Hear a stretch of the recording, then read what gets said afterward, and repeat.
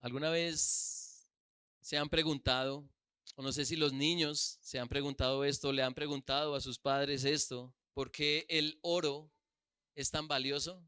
¿No se han hecho esa pregunta? ¿Qué hay detrás de ese elemento que es tan atractivo? ¿Por qué no usar otros metales como referentes de valor?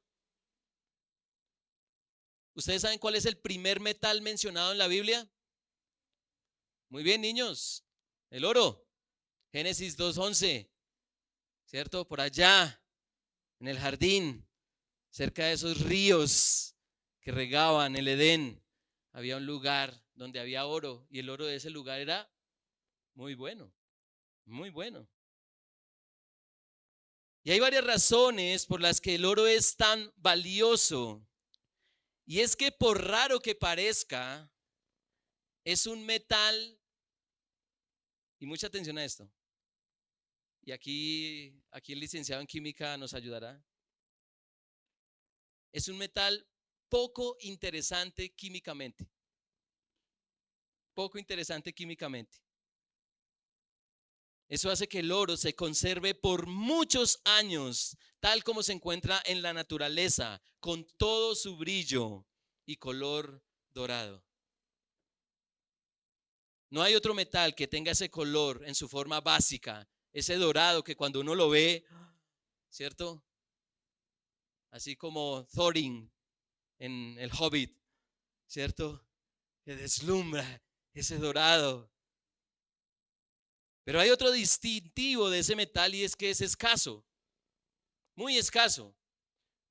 Por ahí se dice que si se acumulara todo el oro que se ha descubierto hasta el momento, cabría en un cubo de 20 metros cúbicos. O sea que hay poquito. No se consigue tan fácilmente como otros elementos. Como no es común conseguirlo, se debe probar el que se tenga. ¿Cómo podemos saber si lo que tenemos es oro? Sus anillos, sus pendientes, sus relojes, sus computadoras tienen oro. No lo vaya a abrir para sacar el oro. Y sobre muchos métodos, porque hay muchos métodos, ponerlo al fuego es lo mejor. En pequeñas cantidades se pone en un crisol. ¿Saben qué es un crisol? Imagínense un pocillito donde uno vierte el chocolate, solo que tiene la capacidad, ¿cierto?, para resistir a temperaturas más altas y con una temperatura adecuada, más o menos de 1064 grados, se convertirá de sólido a líquido. Pero si queremos purificarlo, la temperatura tendrá que variar según su punto de fusión. Ahora, esto no es una clase de química, ¿sí? Si no ha hecho la prueba, allá tenemos al profe, ¿listo? Pero lo que llama la atención, y quiero persistir en esto, lo que llama la atención es que el oro sea poco interesante químicamente, pero tenga muchísimo valor como metal. Y ante su escasez es muy importante que sea probado. Y esta prueba la propone el apóstol Pablo como una comparación, y es algo extraño, porque es una comparación, pero a la vez un contraste con algo que también es muy valioso y muy escaso, y es la fe. La fe, y específicamente la fe en el Evangelio. ¿Qué debemos esperar? ¿Qué debemos esperar quienes hemos creído en Cristo como Señor y Salvador? ¿Qué debemos esperar quienes hemos creído su promesa de vida eterna? ¿Qué debemos esperar? Bueno, que nuestra convicción sea aprobada. Que nuestra convicción sea aprobada. Ante la innumerable cantidad de ofertas que nuestros corazones y este mundo nos ofrecen para amar con dificultad a Dios, nuestro Creador, necesitamos el debido tratamiento para saber, para confirmar si creemos el Evangelio, si lo que creemos es cierto o nos mentimos a nosotros mismos creyendo que somos de Jesús cuando quizá no.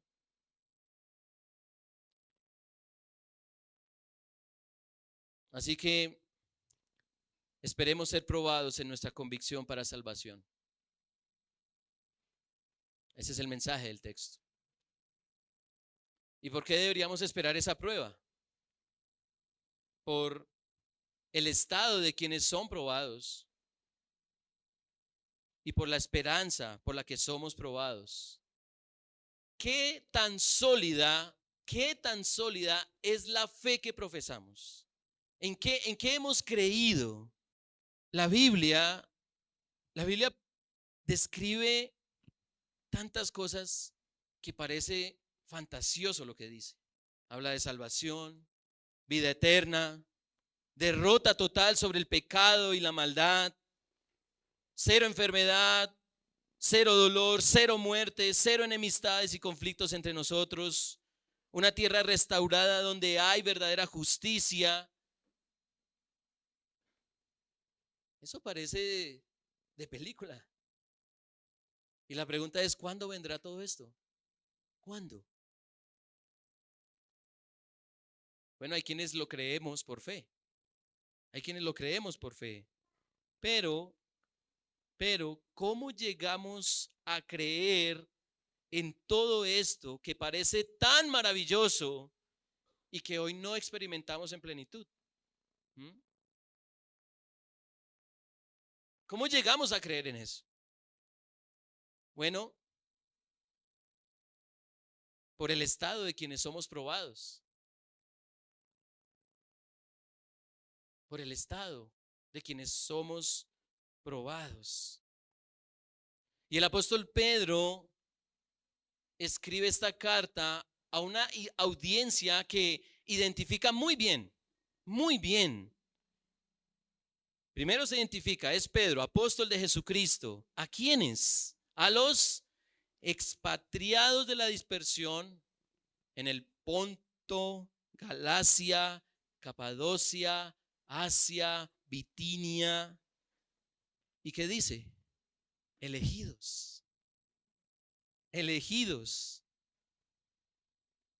Según el previo conocimiento de Dios Padre, por la obra santificadora del Espíritu, para obedecer a Jesucristo y ser rociados con su sangre.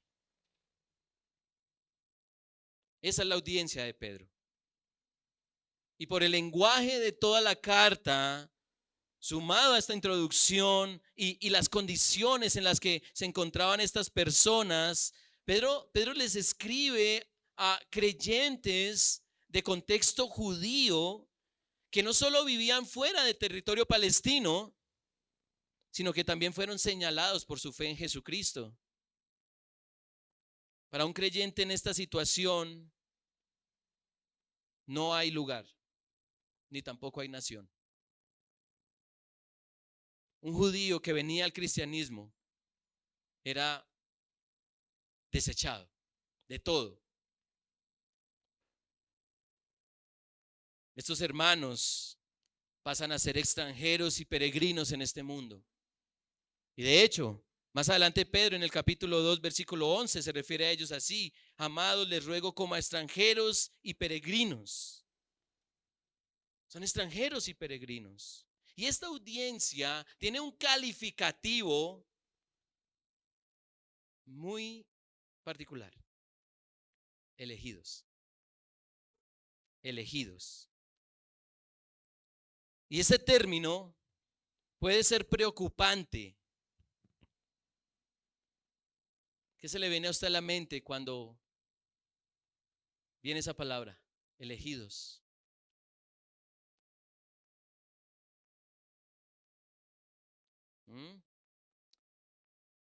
Porque puede predisponer nuestra mente ante una doctrina que es bastante difícil de entender. Pero, pero, los necesito todos aquí. ¿Listos? Porque estoy completamente seguro que en este momento más de uno está pensando, ¿elegidos? ¿Cómo así? ¿Qué va a decir el pastor en cuanto a elegidos? Bueno, yo no voy a decir nada, lo va a decir el texto. Pedro está escribiendo esto con ese calificativo porque está enfocado en personas que sabe que van a ser probadas de una u otra forma en su fe. Bien. Él se dirige a ellos, a aquellos que sí van a ser probados en su fe. Cuando estamos en el mundo, podemos ser tentados a pertenecer y mantenernos en el mundo. Pero cuando ya no estamos en el mundo y andamos como extranjeros y peregrinos, es porque ha sucedido una intervención sobrenatural. Nuestro estado ha sido cambiado, no por nosotros mismos, sino por Dios. Y Pedro lo dice. Todos esos hermanos que están allí dispersos son elegidos según el previo conocimiento de Dios Padre por la obra santificadora del Espíritu para obedecer a Jesucristo y ser rociados con su sangre. Toda la Trinidad operando para que seamos de Dios. Para que seamos de Dios. Así que la pregunta no es, ojo, la pregunta no es, ¿Dios elige a quienes serán salvos? Porque esto traería toda una discusión teológica y no es el propósito de este sermón. La pregunta es, a la luz de este texto, ¿he sido elegido? ¿Cómo puede ser eso posible? ¿Ah? ¿Cómo puede ser eso posible?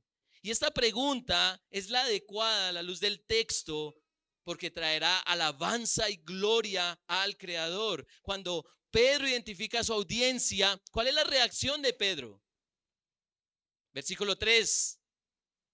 Bendito sea el Dios y Padre de nuestro Señor Jesucristo, quien según su gran misericordia nos ha hecho nacer de nuevo a una esperanza viva mediante la resurrección de Jesucristo de entre los muertos.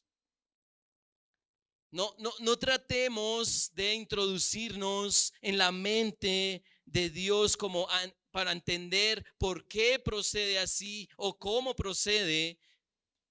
Más bien, hagámoslo de Pedro. Rindámonos en adoración. Rindámonos en adoración porque Él ha decidido hacer algo en nosotros. No por nosotros, sino en nosotros. Ha sido Dios. Y por eso deberíamos adorarlo. ¿Qué es lo que ha hecho Dios? Darnos la oportunidad de nacer de nuevo para esperar a una esperanza que ni nosotros ni este mundo ofrece. Una esperanza viva.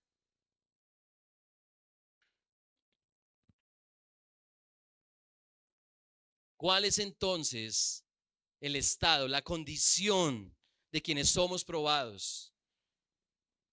Bueno, somos pecadores que hemos nacido de nuevo, que ya no tenemos un corazón de piedra, sino un corazón de carne para amar a Dios y desear por sobre todas las cosas el cumplimiento de sus promesas. Y aquí, hermanos, es donde necesitamos preguntarnos y hacer el ejercicio. ¿Cómo reaccionamos ante el Evangelio? ¿Cómo reaccionamos ante el Evangelio? Cuando escuchamos que Jesucristo murió y resucitó por nuestros pecados, que venció la muerte, ¿cómo reaccionamos a eso? ¿Cómo reaccionamos? Saber que éramos enemigos de Dios, odiando su ser, odiando su voluntad, pero viene Jesús para transformar nuestras vidas de manera que ahora seamos hijos de Dios. ¿Cómo reaccionamos a eso?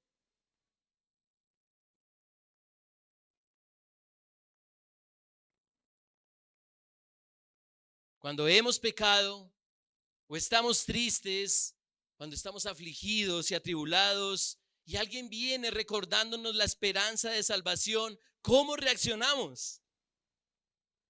¿Cómo reaccionamos? Ay, porque Dios elige. ¿Sí? ¿Así reaccionamos? No creo que reaccionemos así. Que toda la alabanza sea para Dios, el Padre de nuestro Señor Jesucristo.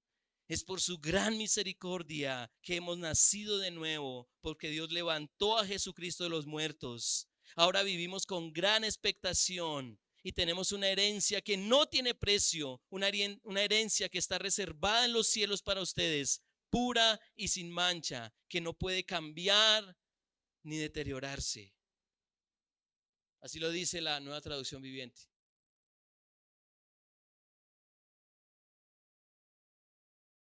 Por encima de los cuestionamientos a Dios, la vida del cristiano es de adoración asombrosa. Adoración asombrosa. Estos son los que son probados.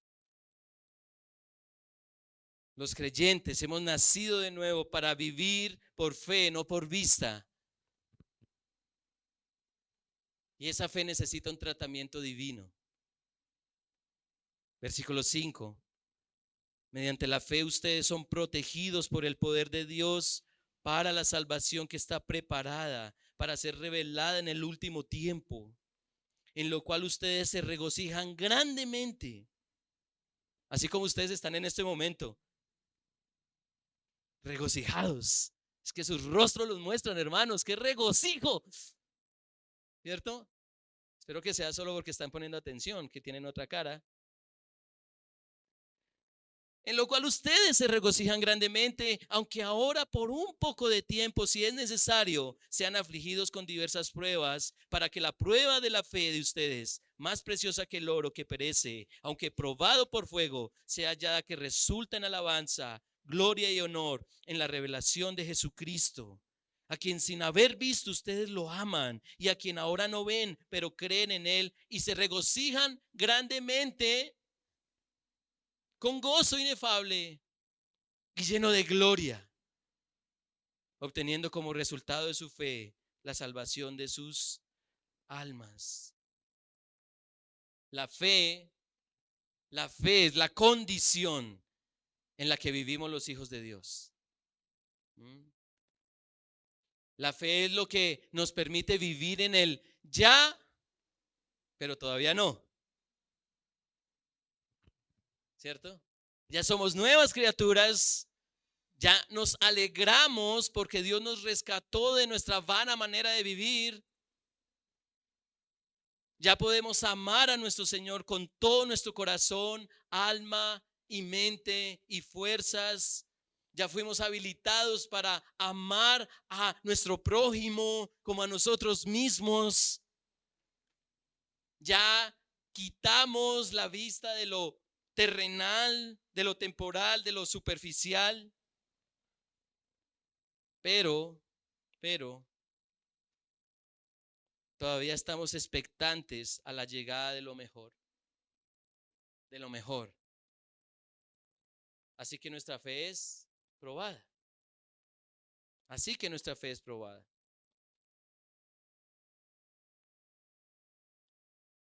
Versículo 6, en lo cual ustedes se regocijan grandemente, aunque ahora por un poco de tiempo, si es necesario, sean afligidos con diversas pruebas. El apóstol deja un condicional que nos podría dar un respirito, si es necesario, ¿cierto?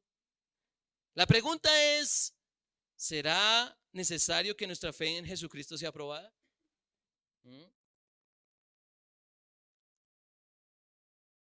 Cuando un producto sale a la venta, y estoy seguro que aquí no todos son comerciantes, pero sí han comprado algo, han usado algo. Cuando un producto sale a la venta, es casi seguro que ha sido probado para ver si cumple con el propósito por el que fue creado, diseñado. Dependiendo del producto, se le hacen pruebas de calidad, de temperatura, de humedad, de presión, pruebas culturales, pruebas sociales, muchas pruebas, todas las que sean necesarias.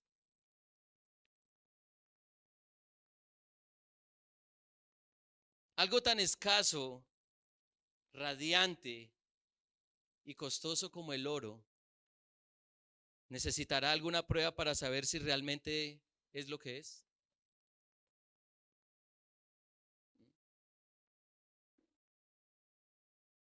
¿Ustedes han comprado oro de alguna manera? ¿Y ustedes confían en el tendero joyero? Eso es de oro. ¿Cómo saben? No, pues él es el joyero, yo no. ¿Necesitará alguna prueba para saber si realmente es oro? Estoy dispuesto a que el estado de mi corazón sea probado.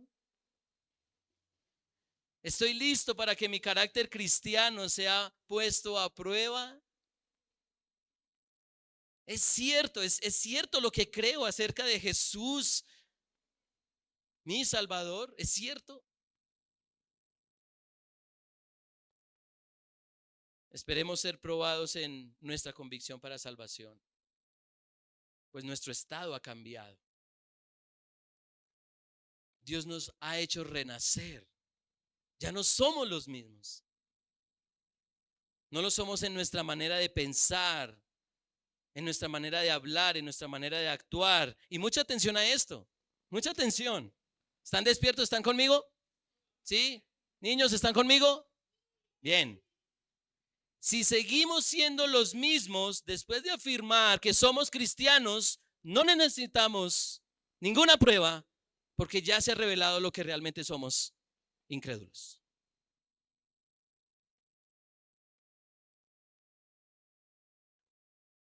Si seguimos siendo los mismos después de afirmar que somos cristianos, no necesitamos ninguna prueba porque ya se ha revelado lo que realmente somos, incrédulos. Pero si nuestros pensamientos, nuestras actitudes, nuestras relaciones muestran a Cristo, la prueba será inevitable, pues la fe es lo que nos llevará hasta el final, para que algún día veamos lo que ahora creemos.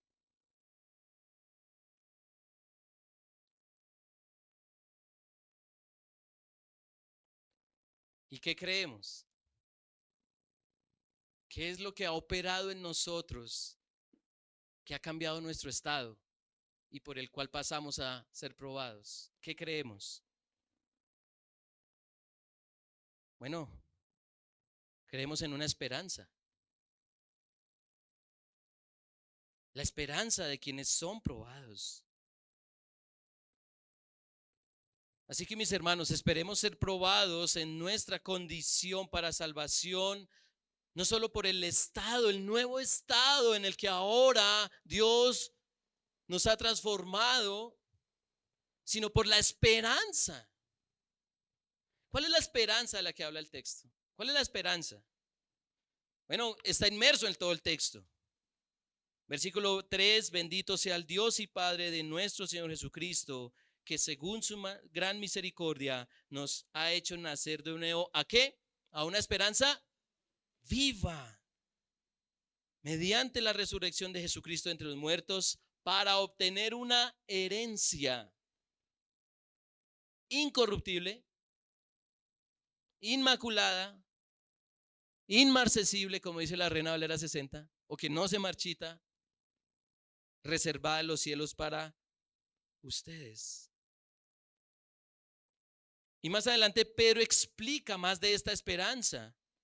Versículo 5, mediante la fe ustedes son protegidos por el poder de Dios para la salvación que está preparada para manifestarse en el último tiempo. Versículo 7, para que la prueba de la fe de ustedes, más preciosa que el oro, que perece, aunque probado por fuego, sea hallada que resulta en alabanza, gloria y honor en la revelación de Jesucristo.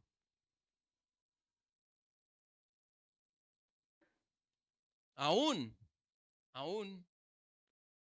el texto muestra que esta esperanza no es algo novedoso, no es algo de Pedro. Siglos atrás, se escribió de esa esperanza. Versículo 10. Acerca de esta salvación, los profetas que profetizaron de la gracia que vendría a ustedes, diligentemente inquirieron y averiguaron, procurando saber qué persona o tiempo indicaba el Espíritu de Cristo dentro de ellos al predecir los sufrimientos de Cristo y qué más, y las glorias que seguirían. A ellos les fue revelado que no se servían a sí mismos, sino a ustedes en estas cosas que ahora le han sido anunciadas mediante los que les predicaron el evangelio por el Espíritu Santo enviado del cielo, cosas a los cuales los ángeles anhelan mirar. La calidad de esta esperanza es viva, puesto que descansa en un evento. ¿Cuál evento? No en una idea. ¿Recuerdan, hermanos? Descansa en un evento. Versículo 3. ¿Cuál evento? La resurrección de Jesucristo. Nuestra fe no descansa en una idea mística, como muchas religiones y filosofías. Descansa en un evento, en un hecho histórico. La resurrección de Jesucristo. Y gracias a su resurrección es que tenemos una herencia invaluable y permanente, una recompensa que supera cualquier bien.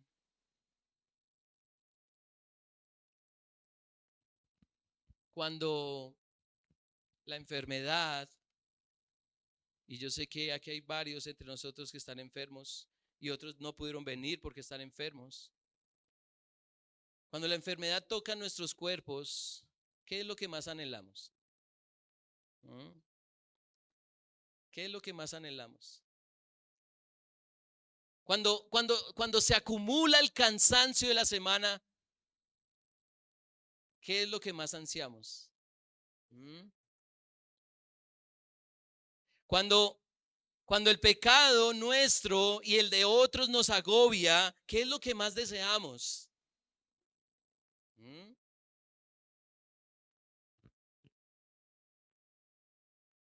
Ahí se escucha el murmullo en el pueblo. Qué interesante que para la enfermedad tenemos la medicina, a los doctores y numerosos tratamientos. Para el cansancio tenemos pausas activas, vacaciones y cambio de actividades. El spa. Para el pecado tenemos la indiferencia y la negativa de nuestra rebelión. Pregunta, ¿qué se está probando en los creyentes? ¿Qué se está probando en los creyentes? Porque no se está poniendo a prueba aquello que el mundo ofrece y que en el mundo se puede conseguir. Tampoco se está poniendo a prueba aquello que Dios en su gracia común ofrece a todos los hombres, sean malos o buenos, como la salud, unas vacaciones o cualquier logro o bien. Es que yo sé que Dios puede darme esto, yo sé. Se está probando la confianza, y mucha atención a esto. Se está probando la confianza en aquello que es exclusivo para los hijos de Dios y que solo Dios tiene para ellos.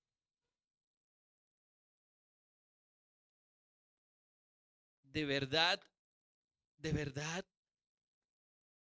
crees que Jesús ha comprado tu perdón como para que después de morir puedas ver a tu Creador? ¿Tú de verdad crees eso? ¿Estás convencido de que la muerte es tan solo el comienzo a una eternidad con Dios? ¿Estás completamente seguro de que vivirás en una tierra renovada en donde la enfermedad, el cansancio y el pecado no existirán?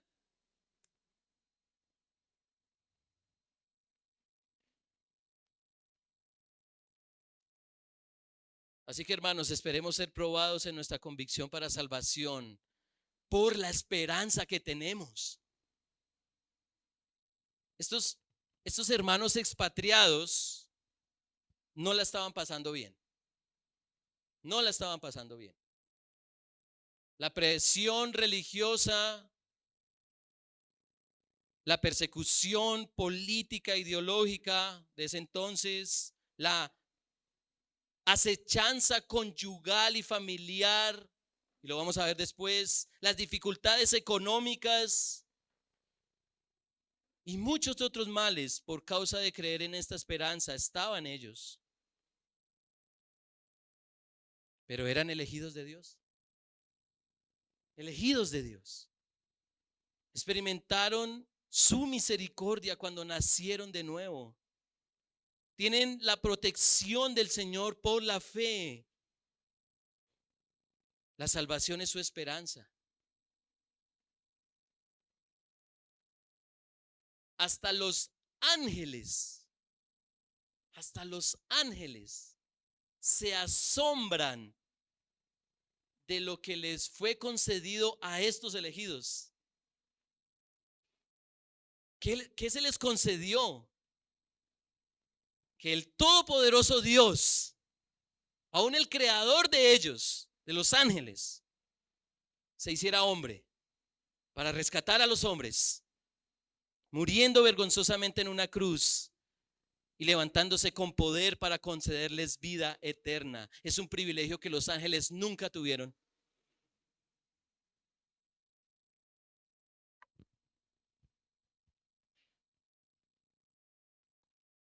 Así que estos hermanos estaban siendo probados. Estaban siendo ajustados mental y espiritualmente para perseverar en medio de un mundo que odia a Dios. Y nosotros,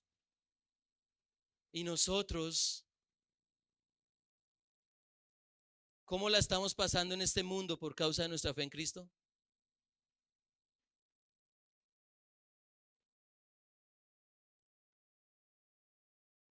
Escuchaba en estos días al doctor Joel Bickey que citaba a Charles Spurgeon, que una vez dijo: oh Dios, aniquílame, y cuando me oponga, acelera el proceso para que yo me convierta en nada y Jesús se convierta en todo. Tremendo.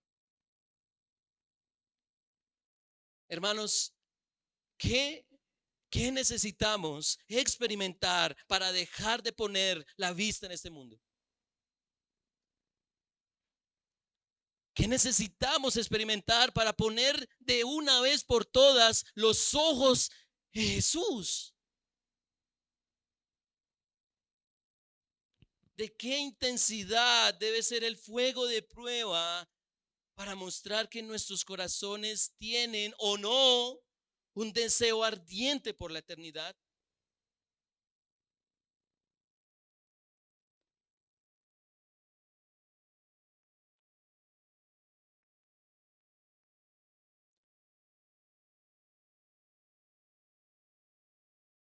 Mucha atención a esto. La principal motivación de nuestro Dios no es probarnos, para ver si creemos que Él nos puede sanar físicamente, sino que nos probará para ver si estamos convencidos de que nos puede salvar eternamente.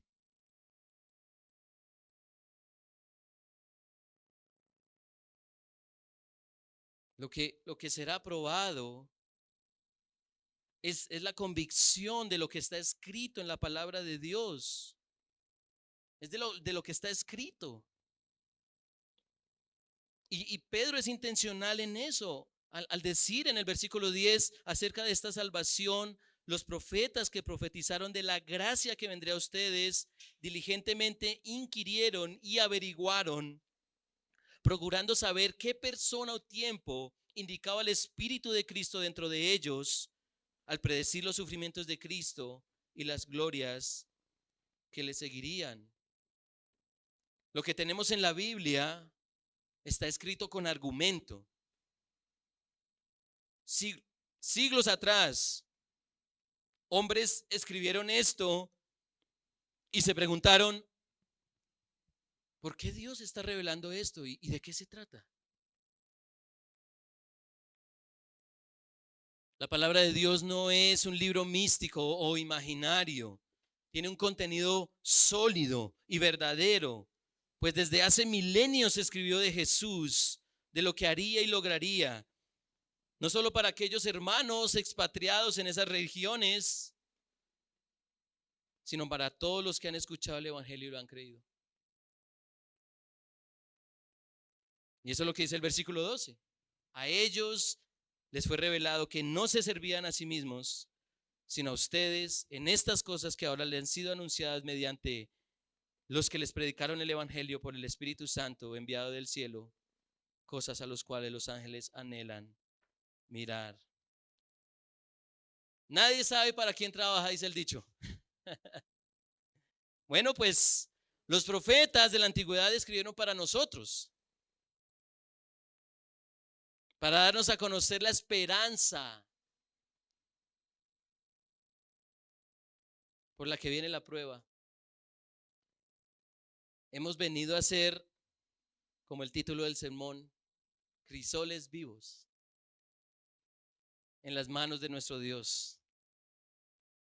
Pues la esperanza viva de la salvación es la posesión del cristiano que requiere ser probada.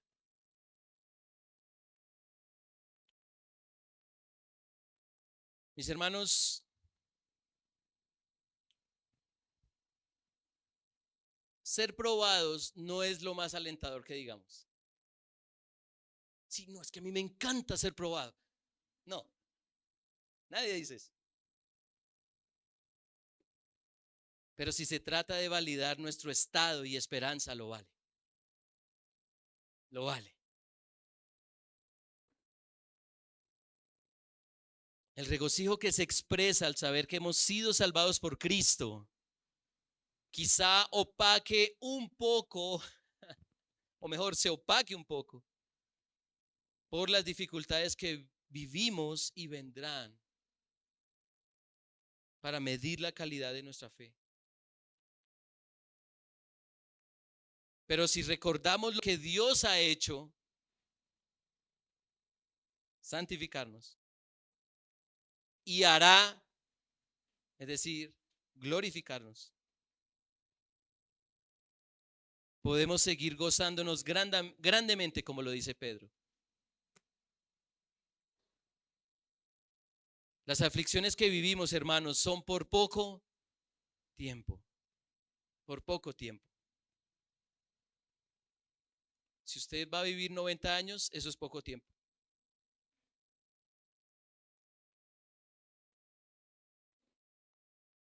Pablo lo dijo. Estoy convencido, en lenguaje colombiano, estoy completamente seguro que las aflicciones del tiempo presente no se comparan con la gloria que ha de manifestarse en nosotros. Pero las aflicciones que vivimos son para pesar la calidad de lo que creemos. Necesitamos que Dios nos muestre qué tan aferrados estamos a este mundo,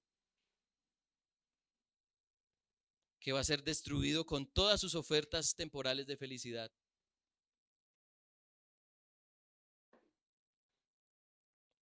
Para llegar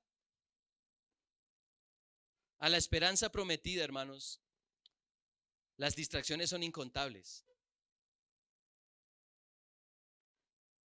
Algunas pruebas serán duras,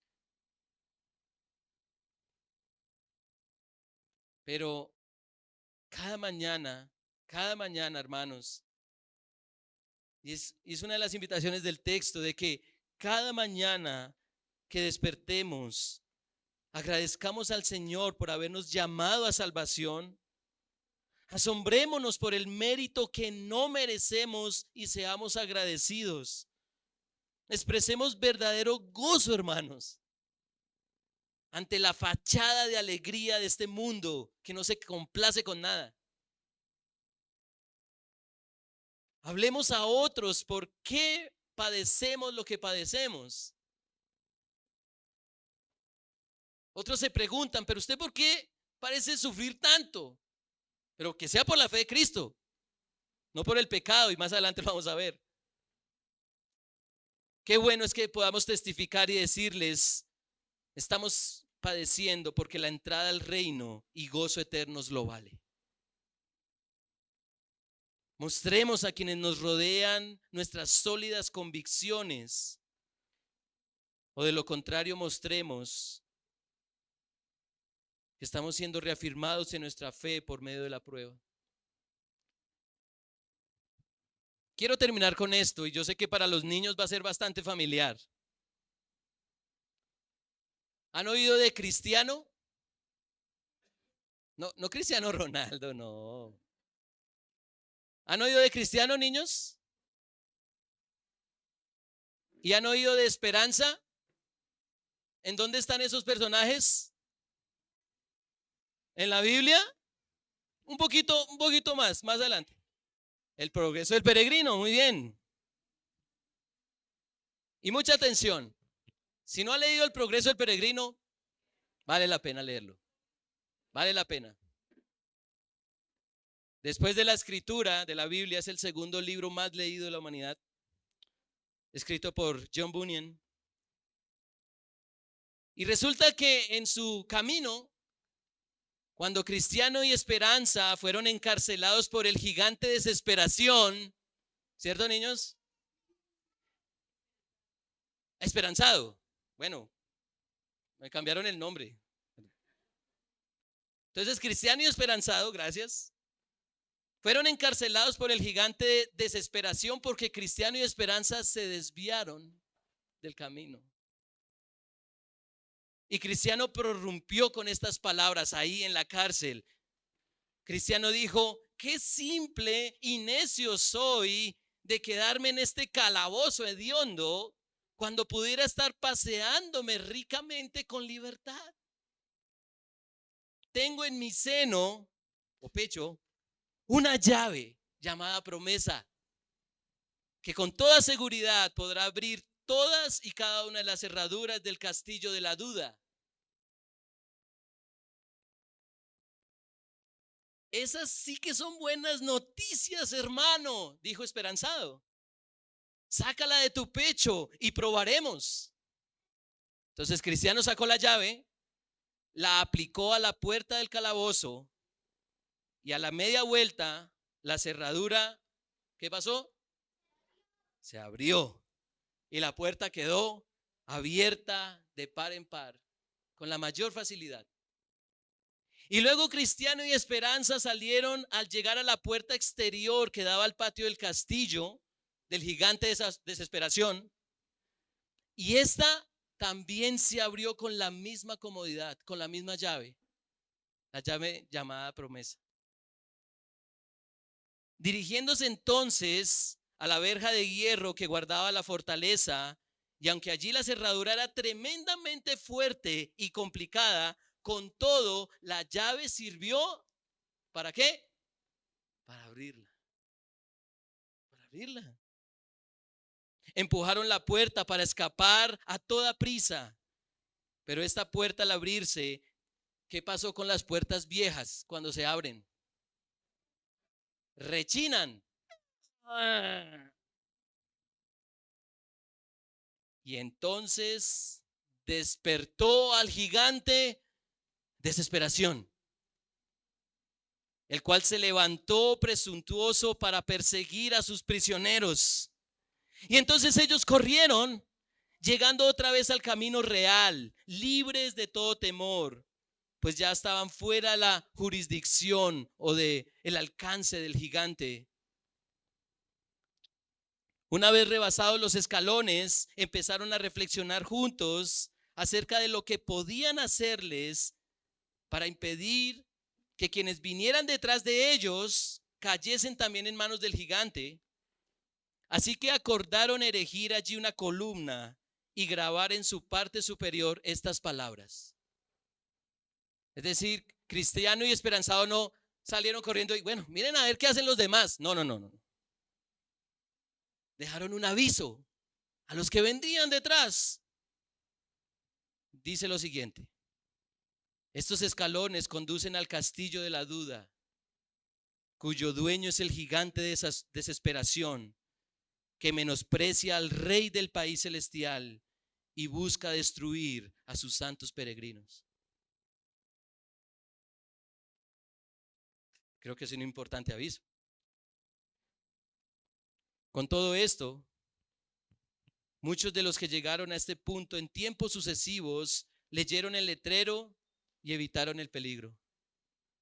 Una vez que hubieron acabado, tanto cristiano como esperanzado, se pusieron a cantar lo siguiente: por dejar nuestra senda, hemos sabido lo que es pisar terreno prohibido.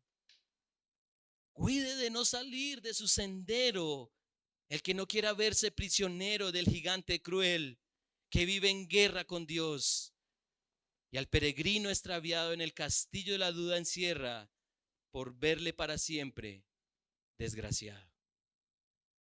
Esperemos ser probados en nuestra convicción para salvación, por el estado de quienes somos probados y por la esperanza de quienes somos probados. Sé que esta carta será de gran bendición, porque nos mostrará de múltiples formas cómo somos probados, pues es necesario que lo seamos, como se hace el oro para probar su legitimidad.